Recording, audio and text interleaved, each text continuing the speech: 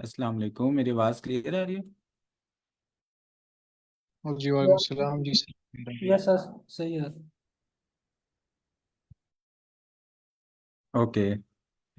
आज हम एक पहले इजी सा टॉपिक कवर करेंगे, पेमडास। और उसके बाद हम थोड़ा जीआरई का थोड़ा ट्रिकी टॉपिक है। एडवांस लेवल पे यानी ट्रिकी हो जाता है, वैसे इजी है, रिमाइंडर्स एंड क्वेश्चंस। तो पेमडास को मैं थोड़ा सा टच करूंगा क्योंकि इजी है काफ़ी।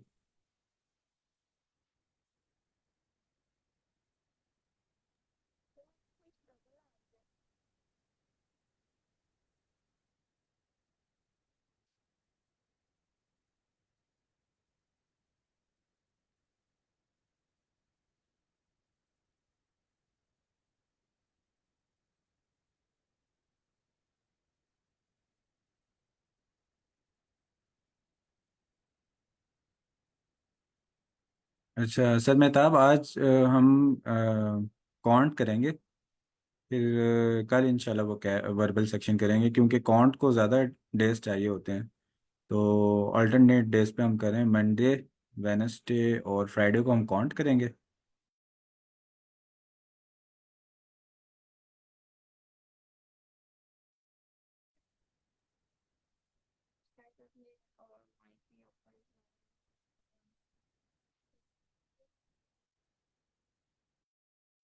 ट्यूसडे और थर्सडे को हम कवर करेंगे वर्बल सेक्शन। अच्छा, पेमडास की तरफ हम आते हैं। पेमडास जो है ना, एक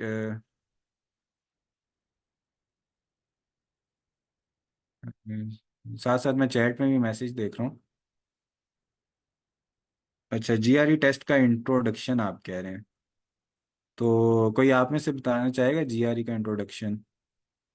3-4 लाइनर।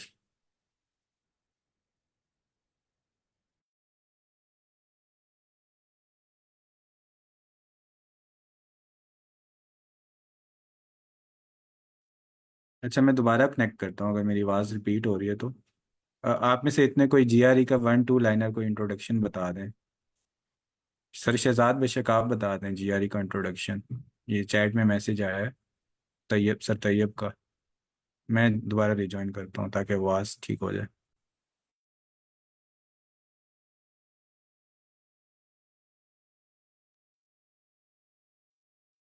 सर क्लियर है आपकी वॉइस? अच्छा, क्लियर है। यस। ठीक है, थैंक यू। अच्छा, जीआरई को इंट्रोडक्शन जल्दी से देता हूँ, फिर असल में हमारे पास टाइम कम है। जीआरई जो है ना, वो टेस्ट होता है, स्टैंडर्डाइज टेस्ट है। आपने अगर एमएस में, पीएचडी में एडमिशन लेना है तो वर्ल्ड वाइड स्टैंडर्ड टेस्ट है जीआरई। जैसे सेट होता है, एलसेट होता है और जी मैट होता है, इस तरह जीआरई एक टेस्ट है। इसमें 3 सेक्शन होते हैं। वर्बल सेक्शन होता है, और वर्बल रीजनिंग कहते हैं उसको, क्वांटिटेटिव रीजनिंग होता है, और एनालिटिकल राइटिंग होता है। तो एनालिटिकल राइटिंग में हमने एक ऐसे लिखना होता है, कोई भी हमें एक टॉपिक दे दिया जाता है, हमें पूछा जाता है आप इससे एग्री कर रहे हैं, डिसएग्री कर रहे हैं, अपना ओपिनियन बताएं। उसमें बेसिकली चेक करते हैं कि हम अगर कोई चीज़ लिखते हैं तो हम दूसरे बंदे को अपना मैसेज किस तरह, कितना क्लियरली पहुंचा सकते हैं। उसके अलावा जो वर्बल रीजनिंग सेक्शन होता है, उसके अंदर 3 तरह के क्वेश्चंस होते हैं हमारे पास। एक तो टेक्स्ट कंप्लीशन होता है, हमने टेक्स्ट को कंप्लीट करना होता है। और मल्टीपल चॉइस होते हैं, ये बहुत अच्छी बात है। और सेंटेंस इक्विवेलेंस होता है, जिसमें हमने 2 ऐसे ऑप्शन सेलेक्ट करने होते हैं जो एक ही मतलब सेंटेंस का बनाएं। और तीसरी चीज़ होती है रीडिंग कम्प्रीहेंशन। कोई पैराग्राफ दिया होगा, उसकी बेस पे क्वेश्चंस हमसे पूछे जाएंगे।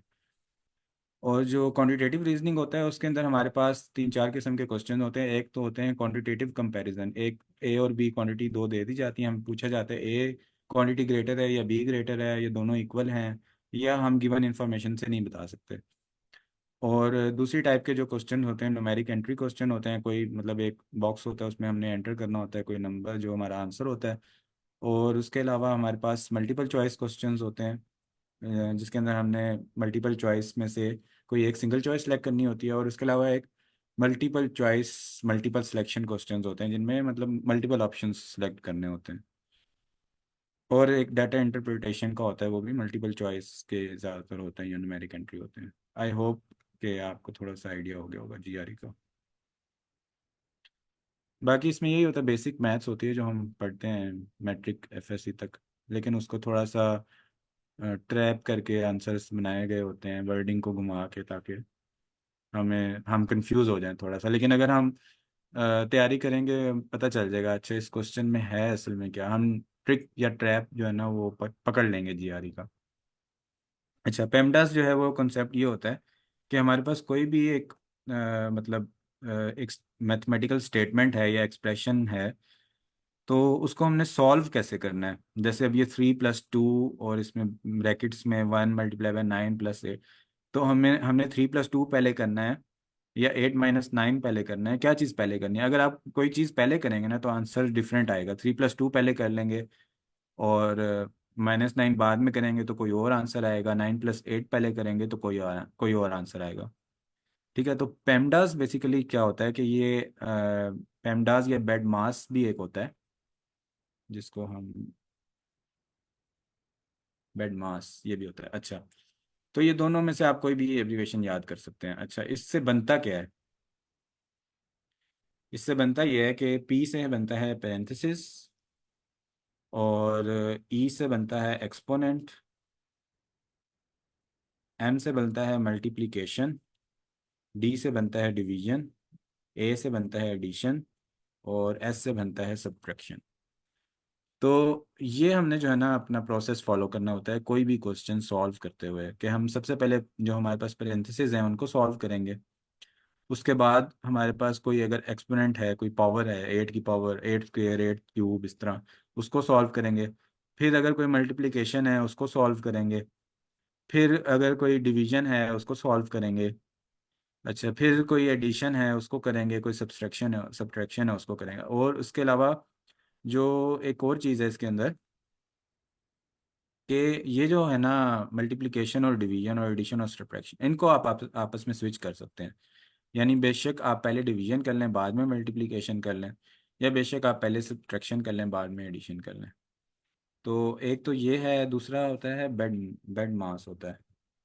वो होता है brackets, exponents, division, multiplication, addition, यानी ब्रैकेट्स बस इसके अंदर वो बोलते हैं। तो इसमें जो है ना इस क्वेश्चन को कोई ट्राई करे सॉल्व करने का, कि इसको हम कैसे सॉल्व करेंगे इस मेथड के ज़रिए, इसका आंसर क्या होगा। बेशक मतलब प्रोसेस को फॉलो ना करके दिखाएं, बस आंसर शेयर कर दें कि इसका आंसर क्या होगा आपके लिहाज से।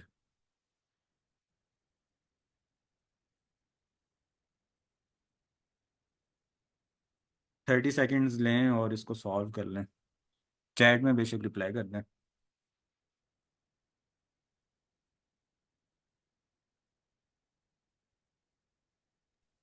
Sir I think 34। जी बिल्कुल, 34 ही इसका आंसर होगा। तो ये यानी आपको मतलब इजी कॉन्सेप्ट है, इसका आइडिया हो गया। अब थोड़ा सा एक और क्वेश्चन मैं शेयर करता हूँ, फिर हम आगे मूव करते हैं।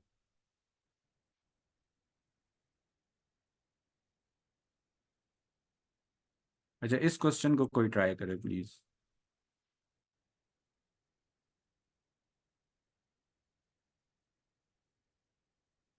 या एक्सपोनेंट्स हैं इसके अंदर बेसिकली, तो एक्सपोनेंट अभी हमने कवर नहीं किया।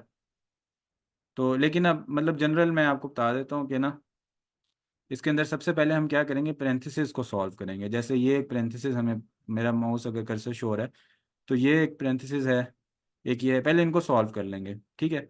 अच्छा, अब ये जो एक्सपोनेंट है फिर इसको सॉल्व करेंगे, ये एक्सपोनेंट है, ये एक्सपोनेंट है। इनको सॉल्व करने के बजाय यहाँ पे हमारे पास जो है ना वो डिवीजन है। अब इस डिवीजन को फ्रैक्शन की फॉर्म में है, तो आपको लग रहा है कि अच्छा ये डेसिमल में चला जाएगा, तो आप बेशक इसको ना सॉल्व करें। लेकिन इसको फिर ये करें कि जब आप इसको ऐड करेंगे तो फिर आप एलसीएम ले लें डिनोमिनेटर का, और डिनोमिनेटर का एलसीएम लेके फिर इसको आप ऐड कर लें। तो ये आप मतलब क्लास के बाद ट्राई कर सकते हैं क्वेश्चन अपने टाइम में। और इसका आंसर आता है -224। तो काइंडली मुझे अब थोड़ा सा फीडबैक दीजिएगा कि पेमडास के बारे में थोड़ा सा मज़ीद एक्सप्लेन करूं, या हम रिमाइंडर्स और क्वेश्चंस के टॉपिक पे मूव कर जाएं। सर ये क्लियर है, आप एडवांस हैं। ठीक है, थैंक यू सर। अच्छा, अब हम थोड़ा इम्पोर्टेंट टॉपिक है जीआरई का काफ़ी। और इसमें हमारे पास जो है ना रिमाइंडर्स और क्वेश्चंस क्या चीज़ होती है। जब फॉर एग्जांपल एक नंबर है मेरे पास थोड़ा सा इसको मैं अगर साइज इसका सर जो लास्ट क्वेश्चन था उसका आंसर क्या बताया आपने? -224।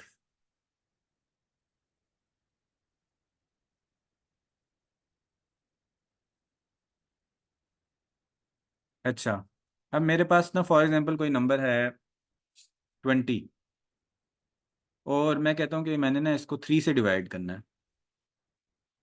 तो जब मैंने इसको 3 से डिवाइड किया तो मैं 3 6 जार 18 हो गया, और फिर पीछे रह गया 2। तो अब ये जो होता है ना, इसको हम कहते हैं रिमाइंडर। ये जो होता है इसको हम कहते हैं कोशेंट, और ये जो होता है इसको हम कहते हैं डिवाइज़र, और ये जो होता है इसको हम कहते हैं डिविडेंड।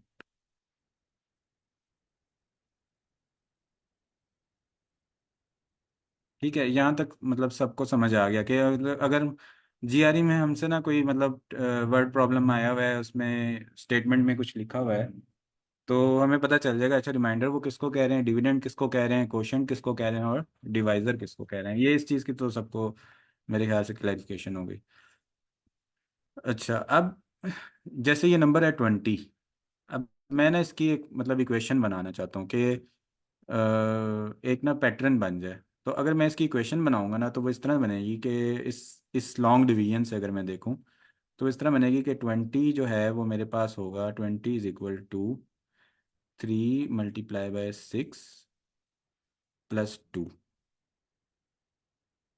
ठीक है, यानी 3 × 6 18, और +2 20 होगा। यहाँ तक मतलब समझ आ गई। अच्छा, अब ये तो मैंने मतलब मेरे पास नंबर्स हैं उसके लिहाज से मैंने लिख दिया। अब लेकिन मैं इसको ना एक जनरलाइज फार्मूला अगर बनाना चाहूँ, तो मैं इसको इस तरह बना लेता हूँ कि n = divisor into quotient plus reminder.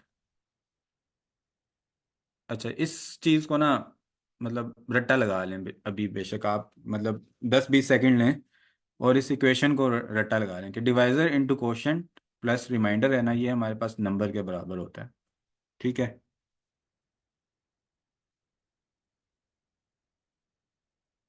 यहाँ तक मतलब इजी है, थोड़ा समझना इतना मुश्किल नहीं है।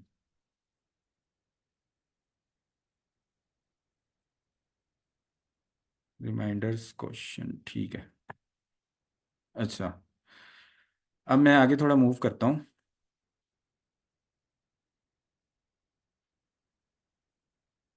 अब मेरे पास ये एक सिचुएशन आ गई। मैं बेसिकली ना ये रिमाइंडर्स का टॉपिक जो है ना, ये जीआरई के क्वेश्चंस किस तरह के हो सकते हैं, किस किस तरह के हो सकते हैं, उससे पढ़ाऊंगा, ताकि ना रियल क्वेश्चन टाइप जो मतलब रियल सिचुएशन में जब आप हों तो आपको आइडिया हो कि अच्छा ये हमने क्वेश्चन किस तरह सॉल्व किया है। तो ये मतलब टॉपिक मैं इस तरह से पढ़ाऊंगा, यानी जनरल वो बुकिश टाइप नहीं पढ़ाऊंगा आपको कि जैसे बुक से रीड करके। ठीक है। अच्छा, अब ये क्वेश्चन है हमारे पास, when the positive integer m, अच्छा एक इंटीजर है m, is divided by 4, the remainder is 3। ठीक है, and when m is divided by 7, the remainder is 2, what is the least possible value of m। मैंने m की कोई least possible value बतानी है। तो इसकी मतलब आप जैसे हमने एक इक्वेशन पढ़ी है अभी जो मैंने बनाई थी, तो उसकी बेस में कोई मतलब इक्वेशन आप में से मुझे बता सकते हैं कि इसकी क्या इक्वेशन बन सकती है? कोई भी बता दे। सर इसकी बनेगी m = डिवाइजर मल्टीप्लाई बाय 4 + 3, और सेकंड इक्वेशन बनेगी m = डिवाइजर मल्टीप्लाई बाय 7 + 2। ठीक है, लेकिन इसमें ना डिवाइजर को आप कंफ्यूज कर गई हैं। डिवाइजर तो हमें पता है कि डिवाइजर 4 है, 4 से हम डिवाइड कर रहे हैं। ठीक है, और इधर हमें पता है कि हम 7 से डिवाइड कर रहे हैं। तो जो डिवाइजर है ना, यानी जिससे डिवाइड कर रहे हैं, वो तो हमें पता है कि वो 4 है या 7 है। उसके साथ जो टर्म है ना, वो डिवाइजर नहीं होगी, फिर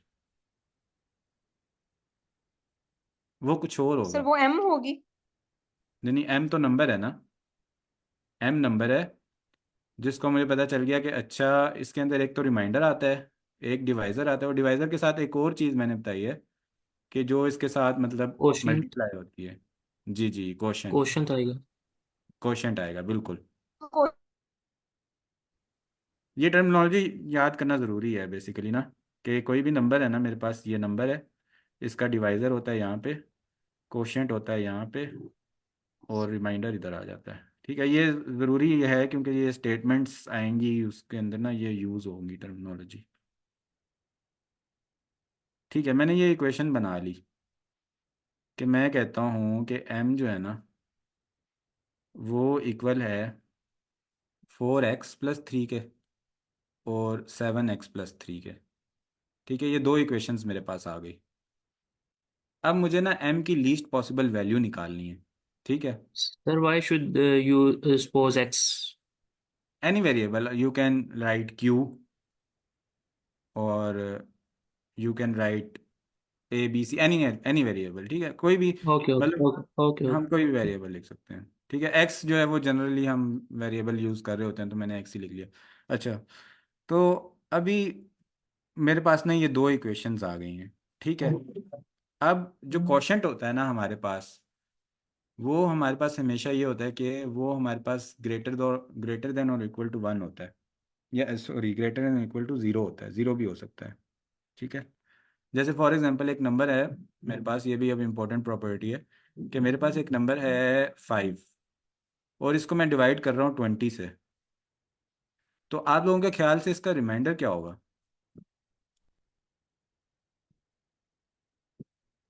सर इसका रिमाइंडर नहीं होगा क्योंकि ये 0.0 में आंसर कोई आएगा अगर इसको इक्वल पूरा कर दें तो।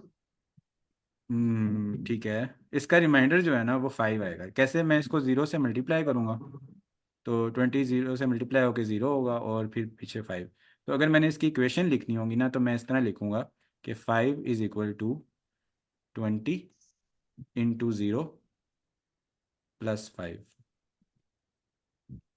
यानी इसका जो हमारे पास रिमाइंडर बचेगा, अगर हम 5 को 20 से डिवाइड करें, तो वो नंबर इट सेल्फ बचेगा। ये इसकी प्रॉपर्टी एक मतलब हमने याद रखनी है कि अगर हमारा जो डिविडेंड है वो डिवाइज़र से छोटा है, तो जो हमारा जो रिमाइंडर होगा वो डिविडेंड इट सेल्फ होगा। अच्छा, इसके अंदर अब क्या है कि मैंने क्वेश्चन की ना, अब इन जो दोनों इक्वेशंस हैं इनके अंदर अब मैं क्या कर सकता हूँ कि मैं बारी बारी वैल्यूज़ एंटर कर सकता हूँ दोनों में, और जब मैं दोनों में बारी बारी वैल्यूज़ एंटर करूँगा तो फिर मैं देखूँगा कि कौन सी ऐसी वैल्यू है जो दोनों में कॉमन हो गई है। जो वैल्यू दोनों में कॉमन हो जाएगी, मुझे पता चल जाएगा अच्छा m की जो लीस्ट पॉसिबल वैल्यू है ना, वो वैल्यू हो सकती है, जो वही एक वैल्यू है जो दोनों इक्वेशंस को सेटिस्फाई करे। ठीक है, अब जैसे यहाँ पे पहले मैं 0 लेता हूँ q को, तो जब मैं q को 0 लेता हूँ तो मेरे पास आ जाता है 3। ठीक है, जब मैं q को लेता हूँ 1 तो मेरे पास आ जाता है 7। जब मैं लेता हूँ q को 2 तो मेरे पास आ जाता है 11। जब मैं q को लेता हूँ 3 तो मेरे पास आ जाता है 15। अच्छा, अब इसी तरह इसी क्वेश्चन में जब मैं q को 0 लेता हूँ तो मेरे पास आ जाता है 2। जब मैं q को लेता हूँ 1 तो मेरे पास आ जाता है 9। जब मैं q को लेता हूँ 2 तो मेरे पास आ जाता है 16। और जब मैं q को लेता हूँ 3 तो मेरे पास आ जाता है 23। इस तरह मैं आगे मूव करता जा रहा हूँ, अभी तक कॉमन टर्म कोई नहीं आई, यानी इसका मतलब अभी तक कोई भी दोनों में से ऐसी वैल्यू नहीं है जो दोनों ही इक्वेशंस को सेटिस्फाई कर दे। ठीक है, अभी तक मुझे यानी m की वैल्यू नहीं पता चली। अब आप एक चीज़ देखें, इसके अंदर क्या हो रहा है, हम जब आगे मूव कर रहे हैं ना तो 4 का डिफरेंस है। ठीक है, क्योंकि यहाँ पे 4 क्यों लिखा हुआ है? 4 को पहले मैं 0 से मल्टीप्लाई कर रहा हूँ, फिर 1 से, फिर 2 से, फिर 3 से। तो जब मैं मूव करता जा रहा हूँ आगे, तो मैं 4 के स्टेप्स में मूव करता जा रहा हूँ। ठीक है, यहाँ पे 19 आ जाएगा। ठीक है, यहाँ पे हमारे पास आ जाएगा 22। ठीक है, यहाँ पे आ जाएगा हमारे पास, सॉरी 4 के स्टेप्स हैं 23। ठीक है, 19 + 4 23। अब मुझे पता चल गया अच्छा 23 यहाँ पे भी आ गया है, और 23 यहाँ पे भी आ गया है। तो m की जो वैल्यू है, जो लीस्ट वैल्यू है, दैट इज 23, जो मेरे दोनों सिचुएशंस को सेटिस्फाई कर दे। ठीक है, अब इसको मैं चेक करता हूँ। सर जो 23 आया है वो हमने ये नहीं चेक करना है कि जो एक्स की वैल्यू हम क्वेश्चन 1 में पुट कर रहे हैं क्वेश्चन 2 में भी वही पुट की है। नहीं, वो इसमें चेक नहीं करेंगे। वो क्यों नहीं चेक करेंगे? क्योंकि हम क्यू की वैल्यू फाइंड आउट नहीं कर रहे। क्यू की कोई भी वैल्यू हो सकती है, ठीक है। मैं अभी आपको ये चीज़ समझाता हूँ। लाइक मेरा कहने का ये मतलब है कि वो पैरेलल ही होगी, ये नहीं इन पैरेलल नहीं होगी। लाइक उसमें हम 3 पुट कर रहे हैं तो देन हम उसमें 5 भी पुट कर रहे हैं तो वो 23 आ रहा है। जी ऐसे ही होगा, डिफरेंट नंबर्स पुट करेंगे उसमें, यानी इक्वेशंस दोनों सिचुएशन सेटिस्फाई हो। यानी 23 को जब मैं 4 से डिवाइड करूं तो मेरे पास 3 रिमाइंडर आना चाहिए, और जब 7 से डिवाइड करूं तो 2 रिमाइंडर आना चाहिए। ज़रूरी नहीं है कि मैंने क्यू की value at a time simultaneously दोनों इक्वेशन में एक ही एंटर करनी है। ओके। ये भी आपको क्लियर होगा। मैं अभी आपको ये, अब फॉर एग्जाम्पल मेरे पास नंबर मैंने फाइंड आउट किया 23। अब 23 को मैं अब देखता हूँ कि अगर मैं 4 से डिवाइड करूँ तो मेरे पास क्या आंसर आता है। 4 को अगर मैं 5 से मल्टीप्लाई करता हूँ, ग्रेटेस्ट जो वैल्यू मुझे समझ आ रही है 20 बचता है, और पीछे क्या आ जाता है 3। तो हमारा रिमाइंडर बचता है 3, जो कि यहाँ पे 3 है, ठीक है। और जब मैं इसको 7 से डिवाइड करता हूँ, तो 7 से जब मैं डिवाइड करता हूँ तो 7 को मैं जब 3 से मल्टीप्लाई करता हूँ तो मेरे पास 21 आ जाता है, और रिमाइंडर आ जाता है मेरे पास 2, ठीक है। ये जो मेरे पास सिचुएशन है, ये इस तरह से वैलिडेट हो जाती है। इसका मतलब कि जो मैंने जो आंसर फाइंड किया ना 23, वही इसका आंसर बनता है, और वही इस सिचुएशन को सेटिस्फाई करता है। अब अभी आपको समझ आ गई है तो ये यस यस। ठीक है। यानी एक आपने एक ही वैल्यू दोनों इक्वेशंस में एंटर नहीं करनी है, आपने बेसिकली इस वैल्यू को m को फाइंड करना है कि m दोनों इक्वेशन में सेम वैल्यू हो। q की कोई भी वैल्यू हो सकती है। सर मेरे माइंड में एक और चीज़ आ रही है कि जब हमने वैल्यू जो क्यू की पुट करके टेस्ट करना है, उससे हम ये नहीं चेक कर सकते कि रिमाइंडर हम पहले थिंक कर लें कि रिमाइंडर 3 किस टर्म से आ सकता है और रिमाइंडर किस टर्म के थ्रू 2 आ सकता है। जी जी, ऐसे आप कर सकते हैं, लेकिन इसमें यह क्या होगा कि फॉर एग्जांपल आपके पास, अब मैं इसी क्वेश्चन के अंदर एक कंडीशन ऐड कर देता हूँ। What is the how many values of m are less than 300। तो फिर अब 2 मिनट्स में आपने ये क्वेश्चन भी सॉल्व करना है, तो अब फिर आप हर वैल्यू को अलग अलग नहीं देख सॉरी सकते ना। अगेन क्वेश्चन रिपीट कीजिएगा। जैसे मैं कहता हूँ कि when positive integer m is divided by 4 remainder is 3, when m is divided by 7 the remainder is 2, what are all possible values of m below 300। Yes yes सही है। तो वो इसलिए हमें फिर एक पैटर्न बनाना पड़ेगा ना मैथ्स में। जैसे फॉर एग्जांपल हम मतलब 1 से लेके 100 तक नंबर्स को काउंट करते हैं। तो अगर हम ऐसे काउंट करें 1 + 2 3 हो गया, फिर 3 + 3 6 हो गया, तो वो बहुत टाइम टेकिंग है। लेकिन फिर हम क्या करते हैं, पैटर्न्स बना लेते हैं, ठीक है, कि उसको आप कैसे ऐड करें, उसका एक पैटर्न बन जाता है। तो इस तरह पैटर्न्स बना के क्या होता है कि फिर हम ज़्यादा डाटा के साथ जो है ना, वो डाटा, ज़्यादा डाटा को हैंडल कर सकते हैं। या सर गोती। सर तो ये पैटर्न मालूम करने के लिए हमने ये फॉर्मूला यूज करना है, n = dq + r। जी जी, ये फार्मूला यूज इस तरह से मैंने फार्मूला नहीं यूज किया। बेसिकली क्या हुआ है कि मुझे ना जो क्वेश्चन था ना उसमें ये चीज दी गई थी। ये फार्मूला मैंने नहीं बनाया, ये क्वेश्चन में बताया हुआ है, ठीक है। ये बेसिकली मुझे पहले से पता है कि इसका फार्मूला ये होता है। मैंने क्या करना है, m की दोनों ऐसी वैल्यू फाइंड करनी है जो दोनों इक्वेशंस को सेटिस्फाई कर रही हो। जैसे पहली इक्वेशन थी, उसमें मुझे पता है क्वेश्चन 0 होता है, 1 2 3 कोई भी नंबर हो सकता है, वो बारी बारी में पुट करके देखता गया। इसी तरह जो सेकंड इक्वेशन थी उसमें मैं बारी बारी पुट करके देखता गया, जब तब तक पुट करता रहूंगा जब तक दोनों इक्वेशंस में m की एक ही वैल्यू बन जाए। यानी m की वैल्यू जब एक ही बन जाएगी ना, तो फिर m जो है इन दोनों सिचुएशंस को सेटिस्फाई करेगा। Okay got it. अगर मैं थोड़ा सा एक सेकेंड बैक हो सकता हूँ। हाँ ये देखिए ना, अब 3 है ना, मैंने 3 फाइंड आउट किया है जैसे। तो 3 जो है वो मेरी इस वाली सिचुएशन को तो कर देगा कि जब मैं 3 को 4 से डिवाइड करूंगा ना 3 आएगा, 7 को 4 से डिवाइड करूंगा तो 3 आएगा। लेकिन जो साथ में दूसरी कंडीशन है ना, कि जब मैं 7 को 7 से डिवाइड कर रहा हूँ तो तब मेरे पास 2 आए, तो वो 7 सेटिस्फाई नहीं करेगा, क्योंकि जब मैं 7 को 7 से डिवाइड करूंगा ना तो मेरे पास 0 आ जाएगा। तो मैंने क्या करना है, इन दोनों सिचुएशंस को सेटिस्फाई करना है। इसी तरह मेरे पास कोई और सिचुएशन भी हो सकती है, उसको भी मैं साथ ही लिख दूंगा ऐसे। तो फिर मैं तब तक वर्कआउट करता रहूंगा जब तक मुझे ये ना पता चल जाए कि तीनों सिचुएशंस में एम की सेम वैल्यू आ जाए। इस वैल्यू को हम कहेंगे फर्स्ट कॉमन टर्म, कि ये सारी इक्वेशंस की कॉमन फर्स्ट कॉमन टर्म है 23। इसके अलावा आगे भी कॉमन टर्म्स आएंगी 23 के अलावा। जैसे मैंने कहा 300 से नीचे मैं नंबर चेक कर सकता हूँ कि टोटल कितने हैं। तो वो जब अगला जो कोई नंबर आएगा ना, तो वो सेकंड कॉमन टर्म हो जाएगी, यानी इसको मैं फर्स्ट कॉमन टर्म कहूंगा। और उसके अलावा जो कॉमन टर्म्स आती जाएंगी काफ़ी ज़्यादा, यानी 300 से नीचे जैसे ये कंडीशन है, तो इसमें फोर या फाइव मैक्सिमम वैल्यूज होंगी। तो वो हम आहिस्ता आहिस्ता मतलब सीखेंगे आहिस्ता आहिस्ता इस टॉपिक को। अभी स्टेप वाइज हम मूव करेंगे आगे। ठीक है, और किसी का कोई क्वेश्चन? क्योंकि ये ना टॉपिक इस तरह का है कि ये भूल जाता है जब मेन टाइम आता है ना एग्जैक्ट। तो ये टॉपिक भूल, तो इसलिए इसको अभी क्लियर कर लें अच्छी तरह से।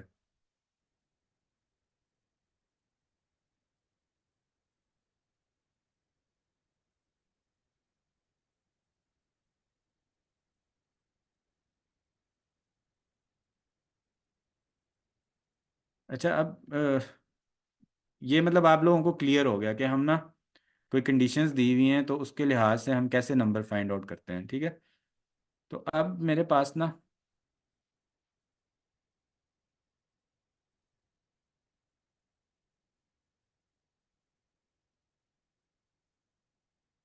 अब फॉर एग्जांपल मेरे पास ये क्वेश्चन है कि जैसे पहले हमें m दिया गया था ना, तो इसमें मेरे पास है कि w is a positive integer that is divisible by 9। यानी जब उसको 9 से डिवाइड करते हैं ना, तो क्या होता है, रिमाइंडर 0 आ जाता है। इसको मैं कहूँगा कि दैट इज डिविजिबल बाय 9।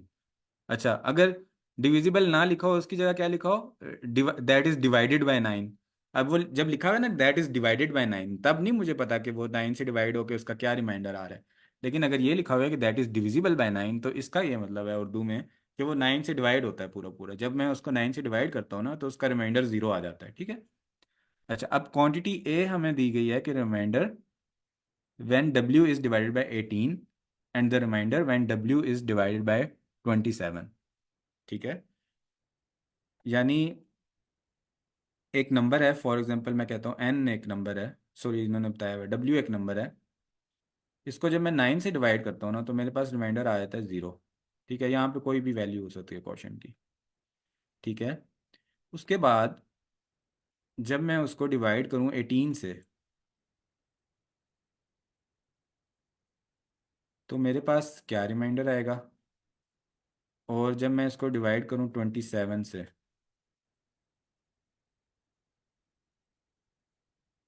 तो तब मेरे पास क्या रिमाइंडर आएगा। ये मेरे पास क्वांटिटी ए है और ये मेरे पास क्वांटिटी बी है। अब मैंने बताना है कि क्वांटिटी ए ग्रेटर है या क्वांटिटी बी ग्रेटर है, या फिर दोनों इक्वल हैं, या फिर मुझे नहीं पता चल सकता कि क्या है। तो ये आप लोग ट्राई करें, मतलब फार्मूला के बगैर इंट्यूशन से ट्राई करके देखें कि क्या हो सकता है। इसके 30 सेकेंड्स लें और इसको ट्राई करें।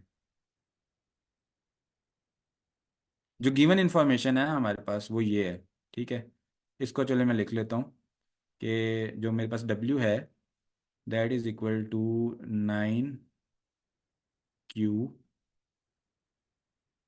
प्लस 0। तो अब यहाँ से आप W की वैल्यूज़ फाइंड आउट कर सकते हैं। ठीक है, अब आप मुझे बताएं कि क्वांटिटी ए ग्रेटर होगी या बी ग्रेटर होगी। ट्राई करें।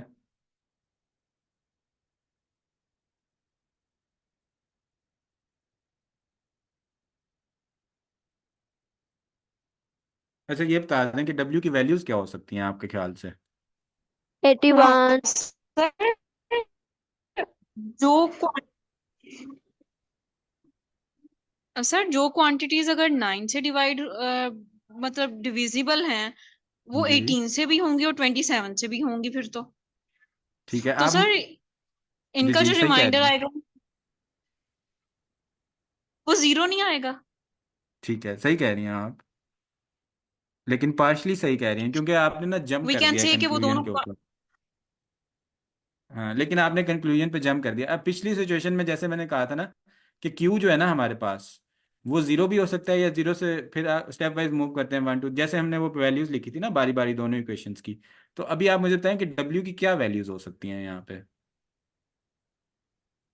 बस डब्ल्यू की वैल्यू वन आ सर सकता, जीरो आ जीरो भी हो सकती सकती है। है, वन भी हो सकती है, ठीक है, जीरो आ सकती है और 9 हो सकती है, 9 हो सकती है और 18। ये तीन हो सकती है। 18, और इसी तरह हम 9 के ट्वेंटी स्टेप्स में मूव सेवन। कर सकते हैं। हमें पता चल गया अच्छा 9 का डिफरेंस है, ठीक है। जी। Yes, अब आप मुझे जितने बताएं। भी 9 के डिविजिबल हम सब पा सकते हैं। सॉरी मैम, आपकी आवाज़ कट रही है।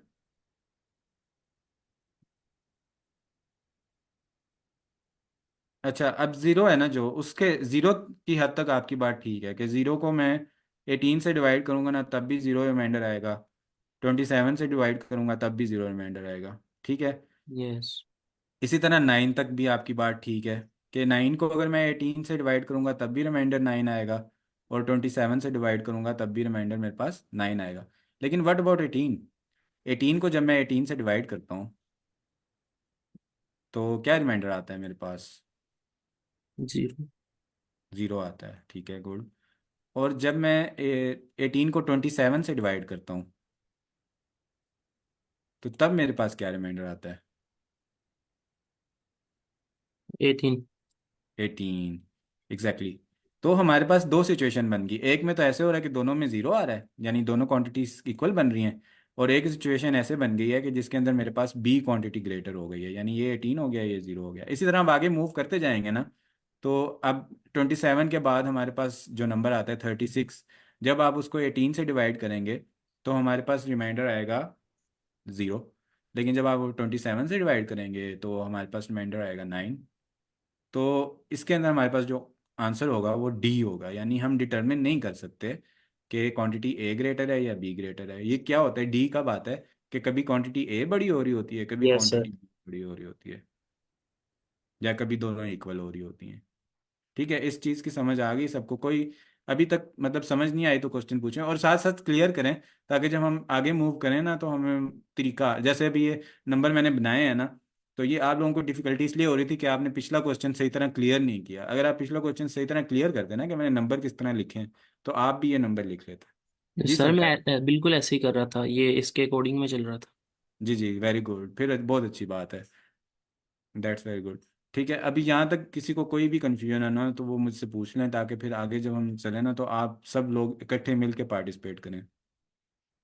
सर यहाँ पे हम क्वांटिटी ए और क्वांटिटी बी को किस तरह डिटरमाइन करेंगे कि उसमें बड़ा कौन सा है और छोटा? क्योंकि अगर हम सिर्फ रिमाइंडर की बेस पे कर ले तो रिमाइंडर में तो हमारे पास 27 की रिमाइंडर ज्यादा आती है 27 पे अगर हम डिवाइड करें। अगर हम लेकिन डिवाइड पे कर ले तो डिवाइडेंट में भी 27 हमारे पास बड़ी आती है। तो लेकिन ये आप जीरो को डिवाइड करें, जीरो को डिवाइड करें 18 और 27 से, या 9 को डिवाइड करें।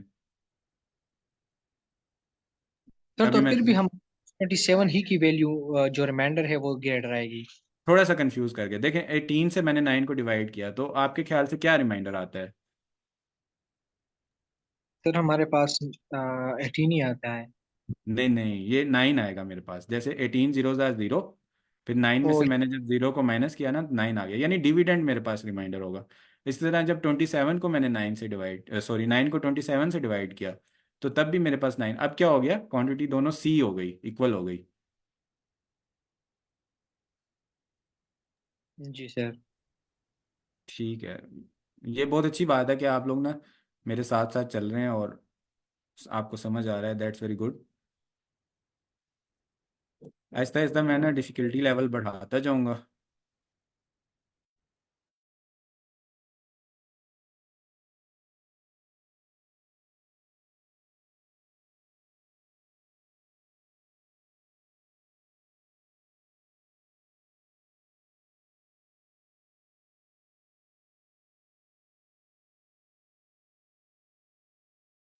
अच्छा, इस क्वेश्चन को अब आप लोग ट्राई करें कि इस क्वेश्चन में ना मतलब इक्वेशन भी आप ही बनाएं और सॉल्व करने की कोशिश करें। कि फॉर एग्जांपल एक पॉजिटिव इंटीजर y है, जब उसको डिवाइड किया जाता है 42 से तो रिमाइंडर 28 आता है। तो विच of the following must be a divisor of y?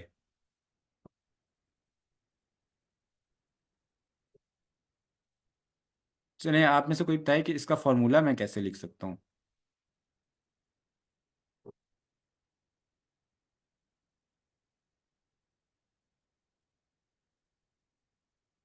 Sir Y is equal to G 42 Q G. Plus 28। Good, बहुत अच्छी बात है। ये आपको समझ आ गई है कि फार्मूला कैसे लिखना है। ये बड़ा इंपॉर्टेंट चीज़ है रिमाइंडर्स में, ठीक है, ये फार्मूला। ठीक है। अब मैं चाह रहा हूँ कि मुझे ना एक ऐसा डिवाइज़र मिले, ऐसा नंबर मिले कि जब मैं जिससे वाई को डिवाइड करूँ ना, तो मेरे पास फ्रैक्शन ना आए, रिमाइंडर ना आए, रिमाइंडर ज़ीरो। उसके लिए क्या होगा, वो ऐसा नंबर होगा जो इन दोनों नंबर में ना कोई फ्रैक्शन ना प्रोड्यूस करे। यानी अगर फॉर एग्जांपल क्यू की कोई भी वैल्यू है सर ना, सॉरी, जीरो मैं है। आपकी बात को कट कर रहा हूँ। सर ये कहाँ भी मेंशन है कि ये फ्रैक्शन ना आए? अच्छा, ये कैसे मेंशन ओ है? सॉरी सॉरी, वो ऊपर पॉजिटिव नंबर है, ठीक है। सपोजिंग इंटीजर तो ठीक है, वाई पॉजिटिव इंटीजर है, ठीक है। लेकिन अब देखें, मैं आपको ये कह रहा हूँ कि जब मैं इसको डिवाइड करूँ ना किसी भी चीज़ से, तो वो डिवाइजर, ये नंबर उसका डिवाइजर हो। यानी कि जब नंबर उस डिवाइड करें तो रिमाइंडर ज़ीरो आए, ठीक है। जी। जैसे वाई को मैंने अगर 10 से डिवाइड किया है ना, तो यहाँ पे एक नंबर आ गया, तो मेरे पास रिमाइंडर आ गया ज़ीरो, ठीक है। यस। तो ठीक है, अब ये मेरे पास इक्वेशन क्या बन गई, 10 क्यू प्लस ज़ीरो। तो ये अल्टीमेटली मेरे पास 10 क्यू बच गया, ठीक है, जो कि कोई इंटीजर होगा। अच्छा, अब फॉर एग्जांपल मेरे पास यहाँ पे कोई रिमाइंडर बच रहा है ना, तो इसका मतलब ये है कि मैं, ये मेरे पास ना एक फ्रैक्शन बन रही है। कैसे? कि जब मैं कर रहा हूँ ना 10 क्यू प्लस 2, तो अब क्या हो रहा है कि ये नंबर ना मैं इसके अंदर ऐड नहीं कर पा रहा हूँ, ठीक है। कैसे नहीं कर पा रहा हूँ? हाँ, अभी ये मैं कर लूंगा, ठीक है, अभी मुझे पता चल जाएगा। अच्छा, क्यू को कोई भी नंबर है ना उससे बड़े। लेकिन अगर फॉर एग्जांपल मैं इसको डिवाइड करता हूँ, टू को, सॉरी, टू की जगह मैं लेता हूँ 28। 28 को मैं डिवाइड करता हूँ 9 से, ठीक है। अब ये 28/9 मेरे पास एक फ्रैक्शन बन गई। अब मैं इसके अंदर ऐड करके इसको एक पॉजिटिव इंटीजर नहीं बना सकता, ठीक है। मैं इस चीज़ को पॉजिटिव इंटीजर तभी बना सकता हूँ कि जब, अभी एक सेकंड में थोड़ा सा क्लियर करता हूँ। अच्छा, ये 42 क्यू है ना, इसको जी मैंने जी। पॉजिटिव इंटीजर तभी बना सकता हूँ जब ये भी इंटीजर हो, ठीक है। अगर ये फ्रैक्शन होगा ना, तो ये भी फ्रैक्शन बन जाएगी जब ऐड होगा। यस। इसी तरह 28 को मैं तभी इंटीजर बना सकता हूँ जब 42 क्यू मेरे पास इंटीजर हो। अगर 42 क्यू मेरे पास फ्रैक्शन होगी ना, तो जब वो ये वाली फ्रैक्शन इसके अंदर ऐड हो जाएगी ना इस नंबर के अंदर, तो ये इसको फ्रैक्शन बना देगी, ठीक है। इसी तरह ये वाली फ्रैक्शन अगर इस नंबर के अंदर ऐड होगी, तो ये इसको फ्रैक्शन बना देगी। तो ज़रूरी ये है कि दोनों मेरे पास नंबर इंटीजर्स ही हों। यानी ये भी इंटीजर है और ये भी इंटीजर है, तभी ये होगा कि ये फ्रैक्शन नहीं बनेगी, ठीक है। यस। अच्छा, अब इस सिचुएशन में क्या है, इस सिचुएशन में मेरे पास एक तो नंबर है 42 क्यू, 42 क्यू की कोई नंबर है मेरे पास, और एक नंबर है 28, ठीक है। अब प्राइम फैक्टराइजेशन हमने पढ़ी है पहले। अब मुझे पता है कि जो नंबर है ना इसके अंदर 42 तो है ही है, बाकी कुछ भी है या नहीं मुझे नहीं पता, जीरो है, वन है, टू है, क्या है मुझे नहीं पता, लेकिन 42 तो इसके अंदर है, ठीक है। अब मैं चाह रहा हूँ कि ये दोनों नंबर रहें, तो ये दोनों नंबर रहने के लिए मुझे क्या करना पड़ेगा, कौन से ऐसे नंबर से डिवाइड करना पड़ेगा?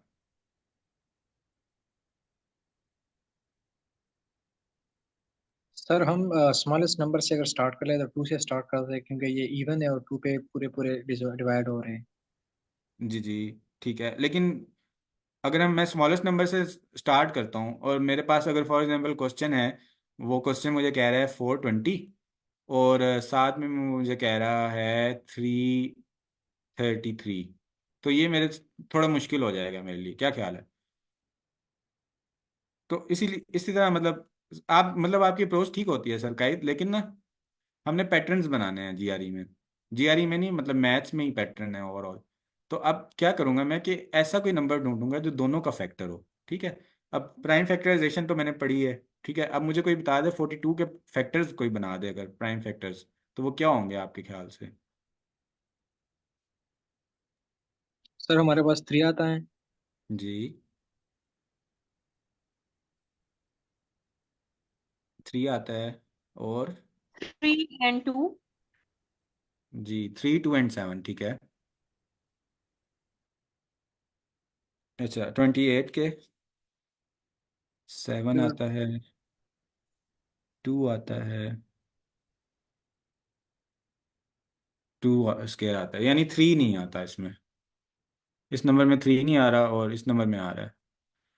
बाकी 2 इसमें भी आ रहा है और इसमें भी आ रहा है, 7 इसमें भी। अब यानी ये जो दोनों नंबर है ना, ये 2 से भी डिवाइड हो जाते हैं और 7 से भी डिवाइड हो जाते हैं, ठीक है। अब मैं देखूंगा कि जो मेरे ऑप्शन हैं उसमें क्या है। उसमें 2 तो नहीं है, और उसमें एक सिर्फ 7 ऐसा नंबर है जिससे ये दोनों डिवाइड हो रहे हैं, ठीक है। इस बात की समझ आ गई है। ये क्वेश्चन जो है ना, ये बहुत ही ज़्यादा इंपॉर्टेंट क्वेश्चन है, मैं कहूँगा कि हो सकता है आपके टेस्ट में आ जाए, तो इसको अच्छे से सर समझ लें। सर अगर हमने वाई की वैल्यू मालूम करनी है और हम हमारे पास जो क्वेश्चन वो मालूम ना हो, तो फिर हम हम्म। हमारे पास जो डिवाइजर होता है और अगर रिमाइंडर होता है, तो हम्म। उसकी हम प्राइम फैक्टराइजेशन करेंगे, उसमें जो कॉमन नंबर होगा वही हमारा आंसर होगा। नहीं, ऐसा नहीं है। वो हमारा आंसर नहीं होगा। वो हमारा आंसर तब होगा कि अगर हमें पता हो कि रिमाइंडर ज़ीरो है, ठीक है। अगर हमें रिमाइंडर ज़ीरो के अलावा कोई और दिया गया है, सर फिर तो हमारा यहाँ पे भी तो हमारे पास रिमाइंडर 28 है, लेकिन फिर भी हम दोनों के प्राइम फैक्टराइजेशन में 7 ठीक है। कॉमन आ रहा है। वो उन्होंने ना सिर्फ हमें एक सिचुएशन पहले बता दी कि 42Q प्लस 20, ये मतलब मैंने वाई जो है ना इसके बराबर लिख दिया। लेकिन अब मैंने कोई ऐसा नंबर बताना है कि जब मैं वाई को उससे डिवाइड करूँ तो रिमाइंडर ज़ीरो आए, मतलब रिजल्टेंट मेरा ज़ीरो होना चाहिए। मतलब आगे जो हम मूव कर रहे हैं ना क्वेश्चन में, जो अगली स्टेटमेंट है सेंटेंस की, which of the following must be a divisor of Y, यानी कौन सा ऐसा नंबर है जिससे मैं वाई को डिवाइड करूँ तो रिमाइंडर 28 ना रहे, फिर रिमाइंडर ज़ीरो हो जाए। तो अब फिर जब आपने रिमाइंडर जीरो करना है तो आपने 28 को भी नंबर में कन्वर्ट करना है और 42 को भी नंबर में कन्वर्ट करना है, ताकि रिमाइंडर जीरो बच जाए, ठीक है। Sir I am still confuse, इसको मैं पिक नहीं कर रहा। अच्छा चले, मैं आपको थोड़ा सा बताता हूँ।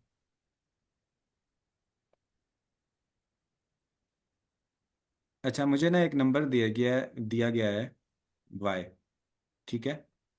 और मुझे बता दिया गया है कि वाई की जो इक्वेशन मेरे पास है वो ये है कि 42Q प्लस 28, ठीक है। यानी मुझे ये बताया गया है कि जब मैं वाई को 42 से डिवाइड करता हूँ ना, तो कोई भी यहाँ मतलब नंबर आता है 0 1 2 3, तो मेरे पास ना रिमाइंडर आ जाता है 28, ठीक है। अब वो मुझसे क्वेश्चन में ऐसे पूछ रहे हैं कि मैं वाई को 42 से ना डिवाइड करूं, किसी ऐसे नंबर से डिवाइड करूं कि यहाँ पे ना 28 के बजाय जीरो हो जाए। क्वेश्चन मेरे से ये पूछ रहे हैं वो। ओके। ठीक है, मैं इसको अब एक एग्जांपल वाई की कोई ले लेते हैं हम, ठीक है। जैसे मैं कहता हूँ कि मैं वाई की लीस्ट पॉसिबल वैल्यू ले लेता हूँ। लीस्ट पॉसिबल वैल्यू इसकी बनती है 28, बनती है 28 से ज़्यादा बनती है इसकी 50 + 70, ठीक है। अब मैं फॉर एग्जांपल कहता हूँ 70 को मैंने 42 से डिवाइड किया, ठीक है। अब जब मैंने 70 को 42 से डिवाइड किया, 42 × 1 = 42, और अब इसके पास बाद मेरे पास बच गया 28, ठीक है। ये बात आपको समझ आ गई। अब जी वो सर। मुझसे क्वेश्चन ये पूछ रहे हैं कि मैं 70 के लिए ना, अब आप मुझे कोई ऐसा यहाँ पे नंबर बताएं कि जब मैं इससे डिवाइड करूँ ना 70 को तो मेरे पास ज़ीरो आ जाए। अब वो हमने फाइंड आउट करना है, ठीक है। वो हम कैसे फाइंड आउट कर रहे हैं कि वो मैं कहता हूँ कि वो उसके अंदर ना, यानी वो ऐसा नंबर हो जिससे ये 28 भी कंप्लीटली डिवाइड हो जाए और 42 भी कंप्लीटली डिवाइड हो जाए, ठीक है। यानी इसमें से भी कुछ ना बचे और इसमें से भी कुछ ना बचे, ठीक है। तो अब वो बनता है 7, के 7 को मैं जब 10 से मल्टीप्लाई करता हूँ ना तो मेरे पास 70 आता है और पीछे जीरो बच जाता है। अब थोड़ा सा क्लियर हुआ है या मजीद एक्सप्लेन करूँ? सर मैं ये एक बात मैं भी कह रहा था कि हमारे पास ये जो डिवाइस है और रिमाइंडर है, इसकी जो अगर हम प्राइम फैक्टराइजेशन कर ले और इसमें दोनों कॉमन में जाहिर है हमारे पास प्राइम फैक्टराइजेशन में वही आएंगे जो इसको पूरा पूरा डिवाइड करेंगे। तो जी दोनों जी। में अगर अगर दोनों में कॉमन हो तो वही हमारे पास वाई को पूरा पूरा डिवाइड करेगा, इसमें हमारे पास रिमाइंडर। हाँ, ये यही होगा, वाई को वो पूरा डिवाइड कर। लेकिन आप पहले ये कह रहे थे कि वो वाई की वैल्यू होगी या इस तरह का कुछ बोल रहे थे, इसलिए मैं कंफ्यूज हो गया था। यस, जी ये सर। वाई की वैल्यू बाई एग्जैक्ट कह रहे थे। वो इसलिए मैं थोड़ा कंफ्यूज हो गया था। ठीक है, ठीक है, आप सही कह रहे हैं बिल्कुल, कि हम इन दोनों का ना, जैसे फैक्टर, कॉमन फैक्टर हम फाइंड करेंगे इन दोनों का, कि इन दोनों में कॉमन फैक्टर हमें पता चल जाएगा। फिर हम आंसर्स में देखेंगे कि आंसर में कौन सा कॉमन फैक्टर है। 2 भी जैसे इसका था, 2 से भी ये दोनों इक्वली डिवाइड हो रहे हैं, तो 2 भी ऐसी वैल्यू हो सकती है। लेकिन 2 हमारे पास आंसर चॉइसेस में नहीं है। तो फिर उसके बाद 3 था, 3 दोनों में कॉमन नहीं था, इसलिए 3 नहीं हम देख सकते थे। 7 था, 7 हमने देखा वो आंसर चॉइसेस में था, तो हमने 7 को सिलेक्ट कर लिया। ठीक है, ये टॉपिक मुश्किल है, कंफ्यूजिंग है, मुझे भी बड़ा कंफ्यूज करता है ये टॉपिक। तो आप मतलब ज़्यादा से ज़्यादा क्वेश्चंस पूछें, ताकि मतलब आपका जो क्वेश्चन होगा ना, वो मेरी चीज़, मेरी कन्फ्यूजन भी क्लियर करेगा, आपकी भी और सब लोगों की क्लियर करेगा। तो क्वेश्चंस पूछना बहुत अच्छी बात है, ज़्यादा से ज़्यादा क्वेश्चंस पूछें।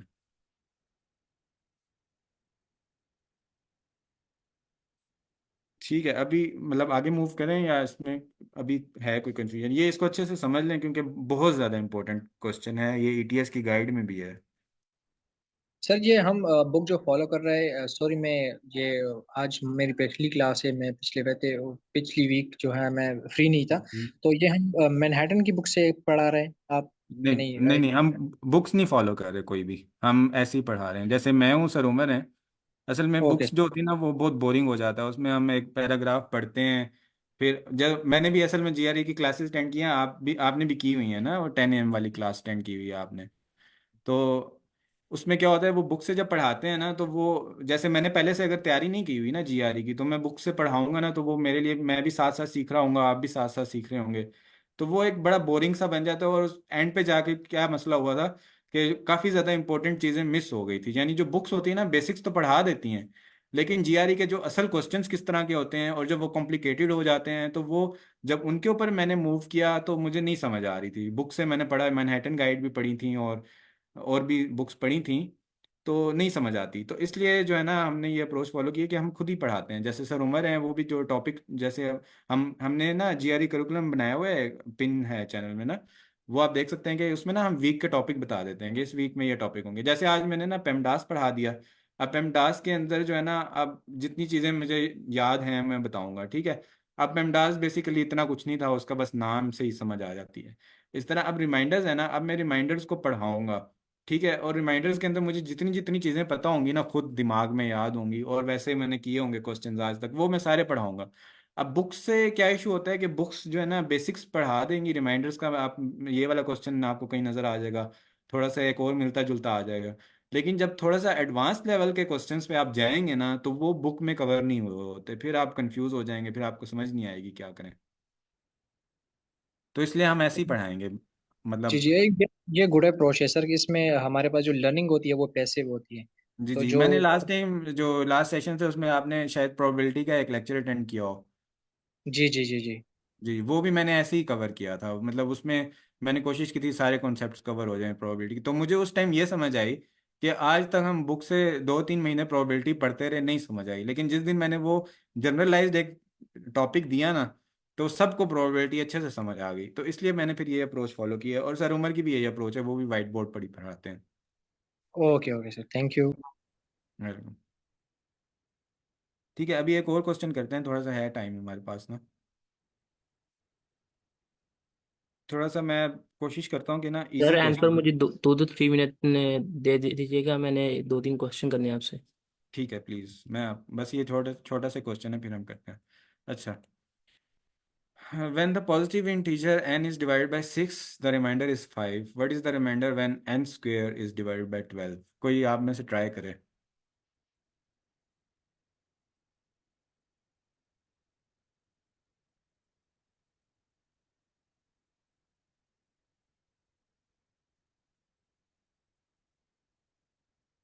एनीवन जिसको मतलब, अब मतलब आपकी अपनी प्रैक्टिस है, आपको टॉपिक पक्का हो जाएगा, अच्छे से याद रह जाएगा क्वेश्चन अगर आप लोग ट्राई करेंगे तो।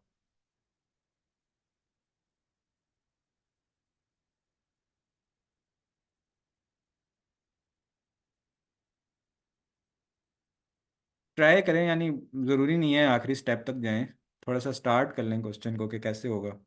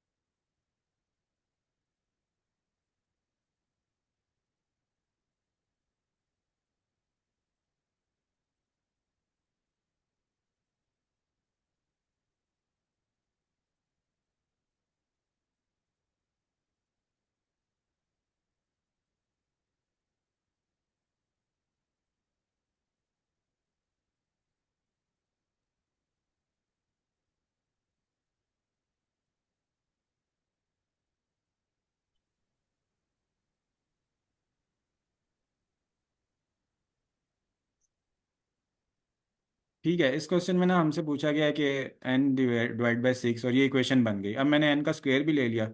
अब जब मैंने n का स्क्वायर लिया ना तो ये मेरे पास बन गया, ये हम पढ़ेंगे आहिस्ता आहिस्ता इक्वेशंस की को भी, कि ये मेरे पास बन गया 36 क्यू स्क्वायर प्लस 30 सर क्यू। जी ये जी। स्क्वायर क्यों लिया है?